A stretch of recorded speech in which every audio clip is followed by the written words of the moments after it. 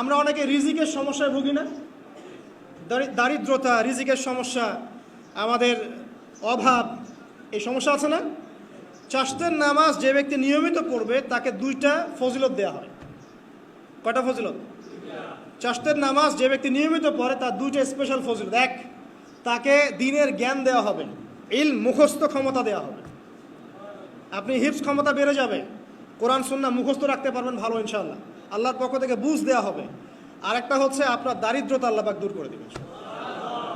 এগুলো পরীক্ষিত আমল ভাই, এগুলো কোনো গাল গল্প বলছি না, এগুলো পরীক্ষিত। আরেকটা আছে, সূরা ওয়াকিয়া রাতে তেলাওয়াত করেন, সূরা ইযা ওয়াকাআতিল ওয়াকিয়া লাইসা লিওয়াকাআতিহা কাযিবা, এই সূরাটা আপনি তেলাওয়াত করেন, দেখবেন দারিদ্রতা চলে যাবে ইনশাআল্লাহু আযজা ওয়া জাল, চলে যাবেই ইনশাআল্লাহ।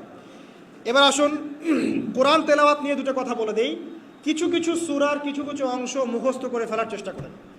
প্রত্যেক দিন এই অংশটুকু আপনি নিজে তেলাওয়াত করবেন।